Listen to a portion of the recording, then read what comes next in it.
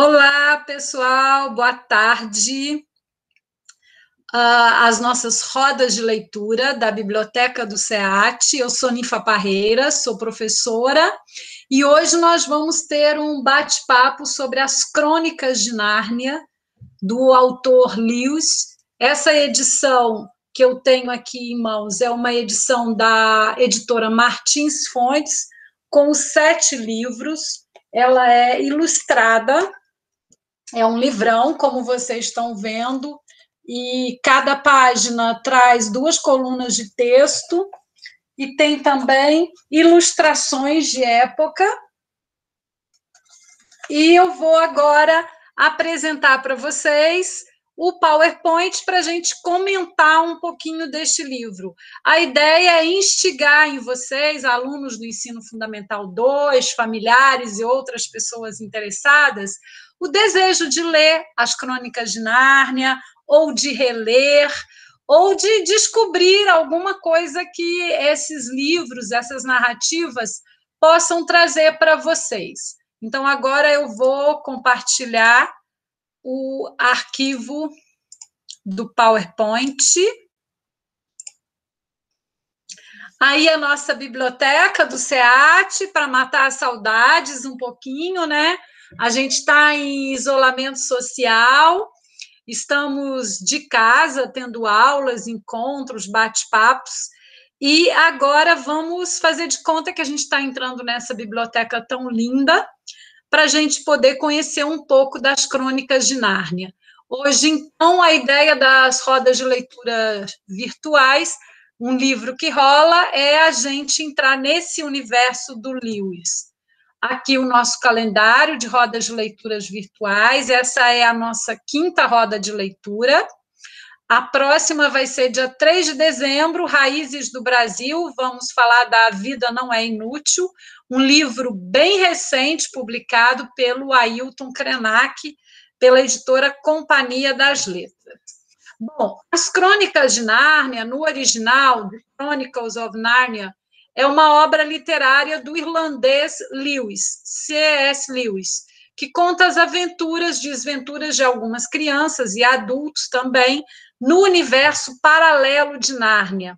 A obra é dividida em 7 livros, como eu falei, que foram escritos separadamente. Aqui nesse volume eu tenho os 7 livros. Essa obra era muito desconhecida aqui no Brasil até o lançamento do primeiro filme, o que fez com que o livro fosse um dos mais vendidos no país. Os 7 livros foram ilustrados por Pauline Baynes, que foi apresentada ao Lewis pelo Tolkien, pelo autor do Senhor dos Anéis. E, primeiramente, o Lewis escreveu O Leão, a Feiticeira e o Guarda-Roupa, sem intenção de continuar a história. Depois ele decidiu continuá-la e resolveu resgatar um pouco daquilo que não foi contado no primeiro livro, através dos que se seguiram. Por isso, a ordem da publicação não segue a ordem cronológica. Esse é o Lewis, um autor, que nasceu no século XIX, faleceu em 1963, e a capa desse volume que eu tenho aqui comigo, que é a partir desse que eu vou ler uns trechinhos com vocês e comentar. A aventura começa quando Diggory e Polly vão parar no gabinete secreto do excêntrico tio André. Lubridiada por ele, Polly toca o anel mágico e desaparece. Diggory, aterrorizado, decide partir imediatamente em busca da amiga no outro mundo. Lá encontra Polly e juntos ouvem Aslan cantar sua canção ao criar um mundo encantado de Nárnia, repleto de sol, árvores, flores, relva, animais, ou seja, uma natureza exuberante. Aqui os 7 livros em ordem de publicação. Começa em 1950, O Leão, a Feiticeira, o Guarda-Roupa. Em 51, O Príncipe Caspian. Em 52, A Viagem do Peregrino da Alvorada. Em 53, A Cadeira de Prata. Em 54, O Cavalo e seu Menino. Em 55, O Sobrinho do Mago. Em 56, A Última Batalha. E agora, na próxima lâmina, vocês vão reparar que a ordem cronológica dos acontecimentos na história é diferente. É essa aqui. Primeiro, o sobrinho do mago, depois o leão, a feiticeira, o guarda-roupa, em terceiro, o cavalo e seu menino, em quarto, o príncipe Caspian, em cinco, a viagem do peregrino da alvorada, em sexto, a cadeira de prata e, por último, a última batalha. A segunda versão cronológica, que foi, na verdade, sugerida por um leitor a Lewis, ele gostou muito da ideia e nunca tornou oficial, justamente para dar liberdade aos leitores que quisessem tomar outro rumo na história. E o mundo de Nárnia se refere tanto ao universo paralelo ao nosso, quanto ao país existente neste universo. Juntamente com o país Nárnia, há também outros países, como Calormânia, Arquelândia, também desenvolvidos no decorrer dos livros. E você, já foi a Nárnia? Se não foi, é hora de fazer um mergulho nessa história. Aqui eu trago para vocês o sumário desse primeiro livro, que é O Sobrinho do Mago, voltando a lembrar que a edição que publica os 7 volumes traz O Sobrinho do Mago como o primeiro volume, né? E ele tem 15 capítulos. Começa pela A Porta Errada e depois termina no 15º, fim desta história e começo de todas as outras. Reparem que uma história vai dando na outra, é uma narrativa de um fio que vai encadeando diversas histórias. A Porta Errada. O que aqui se conta aconteceu há muitos anos, quando você ainda era menino. É uma história da maior importância, pois explica como começaram as idas e vindas entre o nosso mundo e a terra de Nárnia. Naqueles tempos, Sherlock Holmes ainda vivia em Londres e as escolas eram ainda piores que as de hoje. Reparem que tem aí uma ironia, né? Mas os doces e os salgadinhos eram muito melhores e mais baratos. Só não conto para não dar água na boca de ninguém. Naquela época, vivia em Londres uma garota que se chamava Polly. Morava numa daquelas casas que ficam coladas umas nas outras, formando uma enorme fileira, aquelas casas geminadas, né? Uma bela manhã, ela estava no quintal quando viu surgir por cima do muro vizinho o rosto de um garoto. Era Polly. Ficou muito espantada, pois até então não havia criança naquela casa, apenas os irmãos André e Letícia Kettley, 2 solteirões que moravam juntos. Por isso mesmo, arregalou os olhos, muito curiosa, o rosto do menino todo encardido. Não poderia estar mais encardido, mesmo que ele estivesse esfregado as mãos na terra, depois chorado muito e então enxugado as lágrimas com as mãos sujas. Aliás, era mais ou menos isso que havia acontecido. Oi, disse Polly. Oi, respondeu o menino. Qual o seu nome? Polly. E o seu? Diggory. Puxa, que nome sem graça, disse ela. Acho Polly muito mais sem graça. Não é, não. Ah, é sim. Bom, pelo menos eu lavo o rosto, disse Polly. É o que você deveria fazer, principalmente depois... E parou de dizer. Principalmente depois de ter chorado por aí. Mas achou que isso não seria muito delicado. Está bem, chorei mesmo, disse Diggory. Bem alto. Sentia-se tão infeliz que nem se incomodava que soubessem que andara chorando. Você também choraria se tivesse vivido a vida inteira no campo e tivesse tido um pônei e um rio no fundo do quintal e, de repente, viesse morar nesta droga de buraco. Londres não é um buraco, reclamou Polly, indignada. Mas o menino estava tão aborrecido que nem prestou atenção, continuando a falar. E se seu pai estivesse na Índia e você tivesse de viver com uma tia e um tio louco, quem ia gostar? E se sua mãe estivesse doente e fosse morrer? Aí o rosto de Diggory ficou esquisito, como se ele estivesse fazendo força para não chorar. E Polly falou com doçura. Reparem que começa aí a entabular um diálogo, né?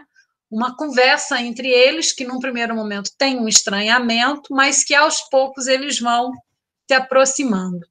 Desculpe, eu não sabia de nada. E como não tinha mais o que dizer, ou querendo animar o garoto, perguntou: seu tio é mesmo doido? Ou é doido, ou então há um mistério nisso. Ele tem um estúdio no último andar e tia Leta nunca me deixa ir lá. Isso não me cheira bem. Tem mais, sempre que ele quer me falar alguma coisa na hora do jantar, ela não deixa dizendo, não aborreça o menino André. Ou então, Diggory não está nada interessado nisso. Ou, Diggory, acho melhor você ir brincar no quintal. Mas que tipo de coisas ele tenta lhe dizer? Perguntou a menina. Não tenho a menor ideia. Ela nunca deixa ele continuar. Tem outra coisa. Ontem à noite, eu estava passando perto da escada do sótão, indo para a cama, quando ouvi um grito. Quem sabe ele não tem uma mulher louca que ele esconde lá dentro, sugeriu a menina. Já pensei nisso. Quem sabe ele faz dinheiro falso. Também pode ter sido um pirata e agora anda escondido dos antigos companheiros. Sensacional! Exclamou Polly. Jamais podia imaginar que sua casa fosse tão interessante. Você diz isso porque nunca dormiu lá. Não é nada agradável acordar no meio da noite ouvindo as passadas do tio André no corredor, vindo na direção do seu quarto. E os olhos dele são de dar medo. Foi assim que Polly e Diggory se conheceram. Era no início das férias de verão. E como nenhum deles iria viajar para a praia, passaram a encontrar-se quase todos os dias. As aventuras começaram principalmente por um motivo.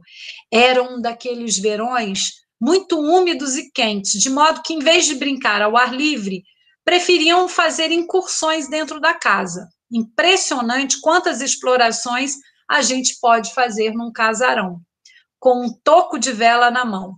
Fica a dica aí para quem tá dentro de casa, né? Vou ler aqui direto do livro.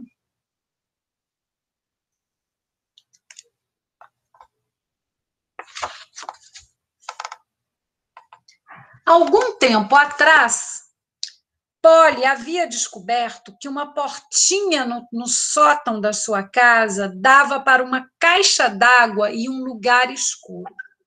O lugar escuro parecia um túnel comprido, com uma parede de tijolos de um lado e um telhado inclinado do outro. Não tinha assoalho no túnel. Era preciso andar de viga em viga, pois entre elas havia somente massa, na qual não se podia pisar sob o risco de se cair do teto no aposento de baixo. Polly utilizava um pedacinho do túnel perto da caixa, como uma caverna de contrabandista.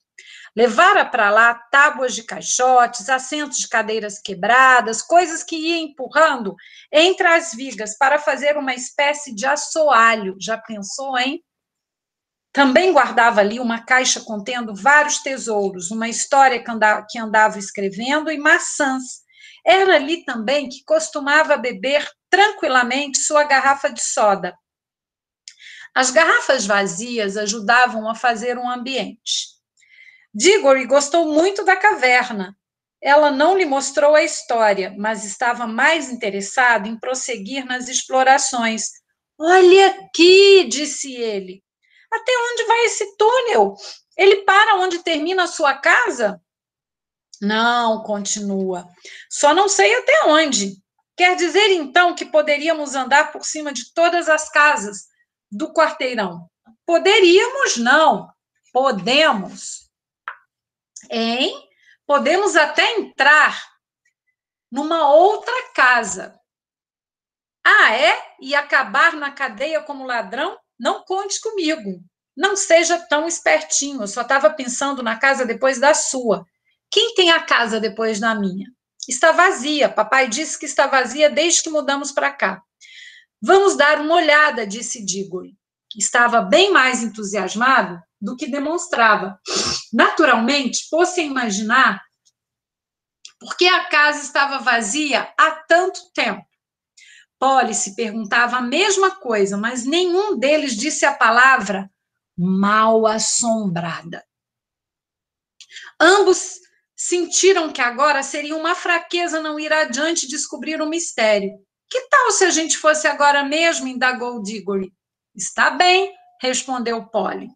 Não precisa ir se não quiser. Se você topa, eu também topo. Como a gente vai saber que está em cima da casa vizinha? Resolveram descer e contar quantos passos havia em toda a extensão da casa. Depois contaram os passos entre uma viga e outra, para saber quantas vigas existiam sobre a casa. Então, multiplicaram esse número por 2. O resultado obtido corresponderia ao fim da casa de Diggory. Dali para frente, só poderiam estar no sótão da casa vazia. Olhem como a matemática ajuda, hein? Mas não acho que ela esteja mesmo vazia, disse Diggory. Como assim? Acho que alguém mora lá, escondido, saindo e entrando tarde da noite com uma lanterna abafada. Acho que vamos descobrir um bando de assassinos e ganhar uma recompensa. É besteira acreditar que uma casa fique vazia esse tempo todo, a não ser que exista algum mistério. Papai acha que é por causa do mau estado do encanamento, observou Polly. Encanamento? Gente grande tem a mania de dar explicações sem graça, disse Diggory. Agora que conversavam à luz do dia, não parecia muito provável que a casa estivesse mal assombrada. Não estavam muito seguros sobre as medições e cálculos no papel, mas, de qualquer maneira, não havia tempo a perder. Não podemos fazer o menor barulho, disse Polly quando subiram e se encontraram perto da caixa d'água. Cada um levava consigo uma vela, coisa que não faltava na caverna de Polly. Estava muito escuro e empoeirado, iam pisando de viga em viga, sem dizer palavra, exceto quando cochichavam um para o outro. Já devemos estar na metade do caminho, ou coisa parecida. Ninguém tropeçou. As chamas das velas aguentaram firme. Por fim, descobriram uma portinha encaixada na parede de tijolos à direita. Não havia maçaneta desse lado, mas havia um pegador, como se vê às vezes na parte interna da porta de um armário. Abro? Perguntou Diggory. Se você topar, eu topo, respondeu Polly. A coisa estava começando a ficar quente, ou melhor, estava ficando séria. Mas ninguém ia dar para trás. Diggory empurrou o pegador com dificuldade. A porta abriu-se toda, e a súbita luz do dia doeu-lhe nos olhos. Então, com grande espanto, viram que estava olhando não para um sótão vazio, mas para um quarto mobiliado. Não parecia ter ninguém. O silêncio era tumular. A curiosidade de Polly resolveu a indecisão. Soprando a chama da vela, ela entrou no quarto estranho, quietinha como um camundongo. O local tinha, naturalmente, a forma de sótão, mas estava arrumado como uma sala de estar. Não havia canto de parede nem estantes, e não havia canto de estante que não estivesse atulhado de livros. O fogo crepitava na lareira. Era um verão muito frio, como você se lembra. Diante do fogo estava uma poltrona alta. Entre a poltrona e Polly, enchendo quase a metade da sala, havia uma mesa enorme. Deixa eu mudar aqui. Reparem que tem uma ilustração aí no canto à esquerda, que é justamente esse momento que eu estou narrando, né? Eu vou até o final do capítulo 1. Havia uma mesa enorme, repleta de objetos. Livros, cadernos grossos, vidros de tinta, canetas, microscópio, Mas o que Polly notou, em primeiro lugar, foi uma bandeja de madeira contendo um certo número de anéis. Os anéis estavam todos colocados em pares, um amarelo, um verde juntos. Um pequeno espaço, depois outro anel amarelo com um anel verde. Não eram maiores do que os anéis comuns, e era impossível deixar de olhar para eles, pois eram muito brilhantes e bonitos. A sala estava tão quieta que se percebia logo de entrada o tic-tac do relógio, tic-tac. Mas notava-se agora, não era tão quieta assim. Havia no ar um ligeiro, muito ligeiro zumbido. Se os aspiradores de pó já tivessem sido inventados, Polly imaginaria que se tratava do ruído de um aspirador de pó funcionando lá longe, bem longe. O som era mais agradável do que o de aspirador, mais musical, mas era tão leve que mal se podia ouvir. Tudo bem, disse Polly, não tem ninguém aqui. Ela passou a cochichar. Diggory também entrou, piscando o olho, sujo para valer. Polly também não estava nada limpa. Não estou gostando disso, falou Diggory. Não é uma casa vazia coisa nenhuma. É melhor a gente cair fora antes que chegue alguém. Parece que ele ficou com medo, né? Que é isso? Perguntou Polly, apontando para os anéis. Deixe para lá, o melhor é a gente cair. Não chegou ao fim. A poltrona na frente do fogo moveu-se de repente e dela surgiu, como um diabo de comédia pulando de um alçapão, a figura amedrontadora do tio André. Não estavam mesmo na casa vazia. Estavam na casa de Diggory, no estúdio proibido. Minha nossa! Exclamaram as duas crianças. Tio André era altíssimo e muito magro. Tinha uma cara comprida, um nariz pontudo, olhos faiscantes e uma moita de cabelos grisalhos.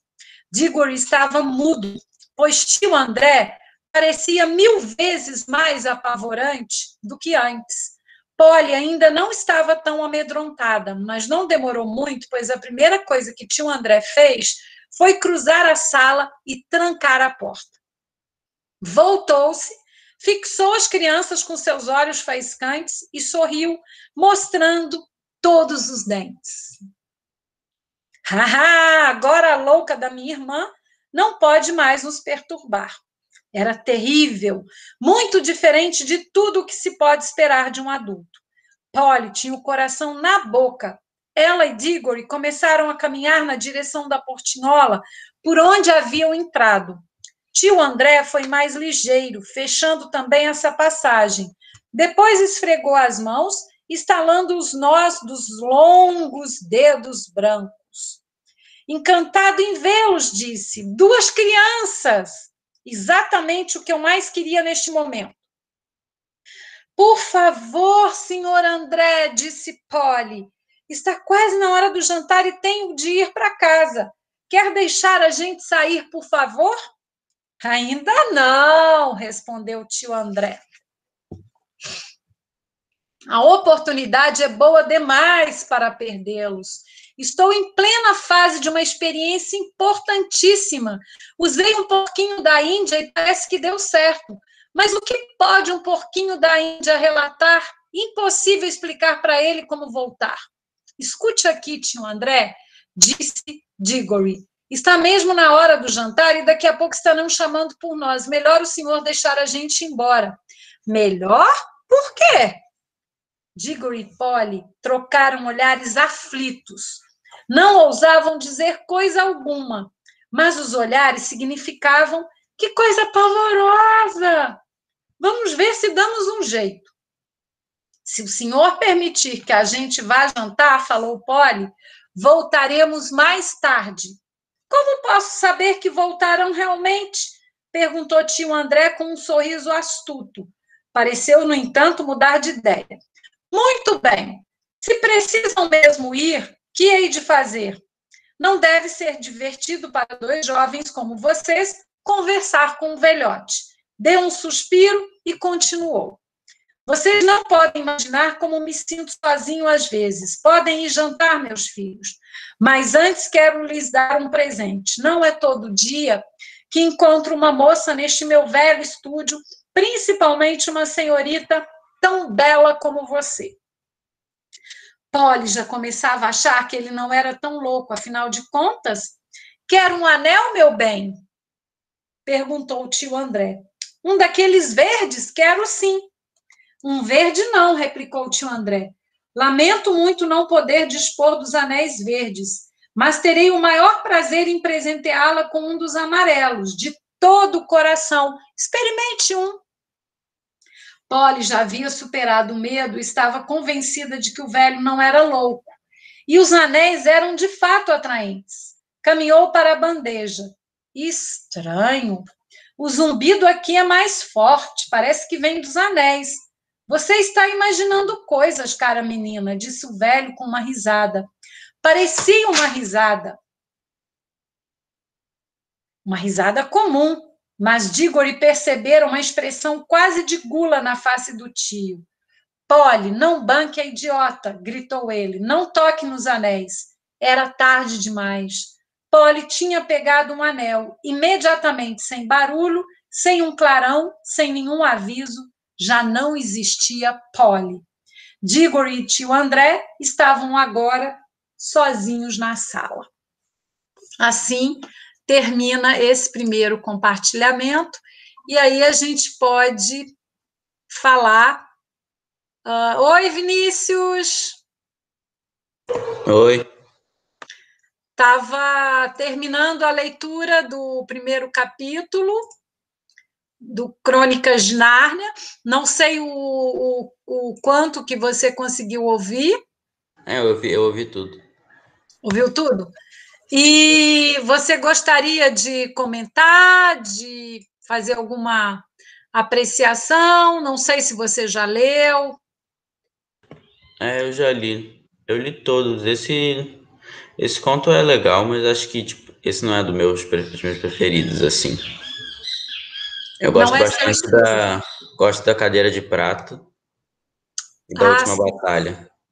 você leu na sequência ou como que foi sua leitura? Eu li, acho que é a ordem cronológica. Ah, na ordem cronológica. Sim. Eu tenho uma edição que tem todos em ordem cronológica. Aham. Eu li o primeiro capítulo do Sobrinho e o Mago, né, do primeiro, e mas no intuito de instigar mesmo o interesse pela leitura dessas crônicas, que eu acho, assim, cheias de aventura, de mistérios, de descoberta, de riscos, né? E tenho agora alguns comentários também sobre esse primeiro volume.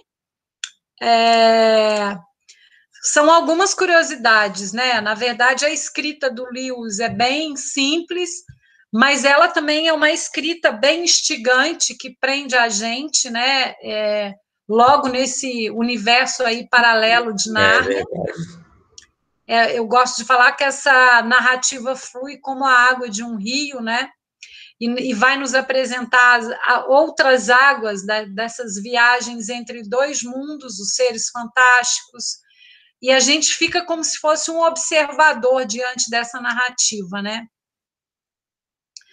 E é legal pensar também que, como é um livro assim de uma outra época que já foi publicado há muitos anos atrás, é legal pensar nas questões mais da ordem assim sociológicas, né?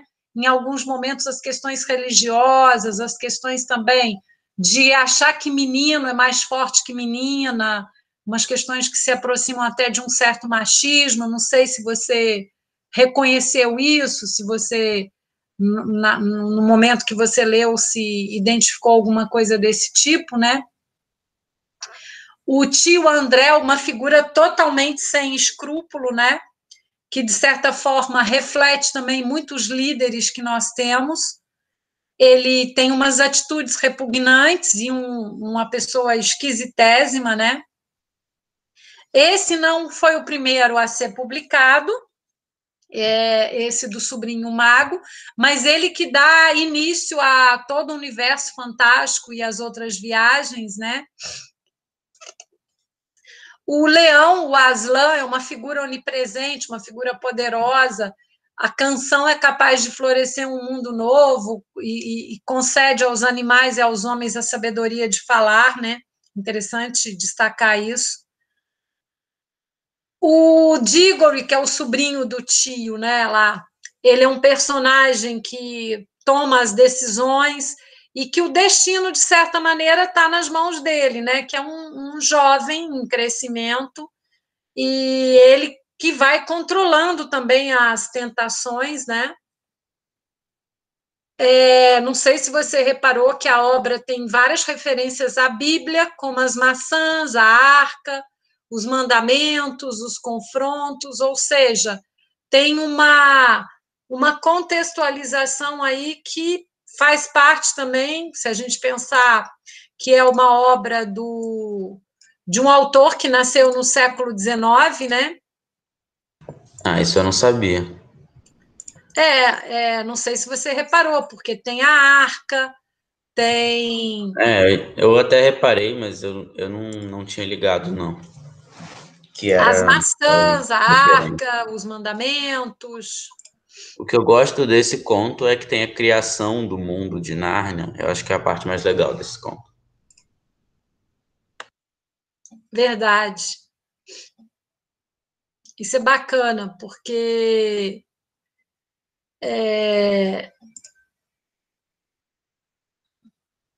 é como se estivesse criando um outro mundo, um outro universo, e quando a gente participa disso, é como se a gente participamos como leitores, aí a gente participa da gênese dessas histórias, né? Disso tudo. Agora, é uma leitura de fôlego, por serem 7 volumes, esse volume meu, ele tem o volume que reúne os 7 volumes, ele tem quase 600 páginas, e como eu projetei na tela, é uma escrita em colunas, né? Ah, sim. Você gostaria de fazer mais algum comentário sobre aquilo que você leu ou sobre esse capítulo que eu li? Ah, sobre esse capítulo, acho que não tem muito mais o que comentar. Mas sobre o livro todo em geral, foi um livro que eu gostei muito quando eu li. Eu achei muito interessante. Aí eu nunca tinha visto, tem filmes, né? Eu nunca tinha visto os filmes. Eu Tem, ganhei. eu já assisti um. Eu assisti. Acho que eu vi dois também, não sei, tem 3 filmes, eu acho.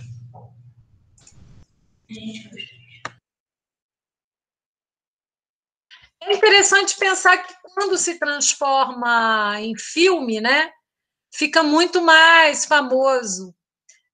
Como eu falei no início, antes desses textos, essas narrativas se transformarem em filmes, elas eram muito pouco conhecidas no Brasil. Depois elas ficaram bastante conhecidas. Eu assisti O Leão, a Feiticeira e o Guarda-Roupa, eu acho que ele é de 2005. Mas tem também o Príncipe Caspian e a Viagem do Peregrino da Alvorada, que é o último de 2010. Eu acho que eu assisti todos, mas eu E não o me que você achou lembro. das adaptações dos filmes? Mas até que são boas em comparação a outras. São relativamente bem fiéis ao livro. Mas o Uhum, livro eu acho que é sempre mais legal. uhum, eu também, eu sou como você. Sempre acho que o livro é muito mais, vai muito mais no fundo.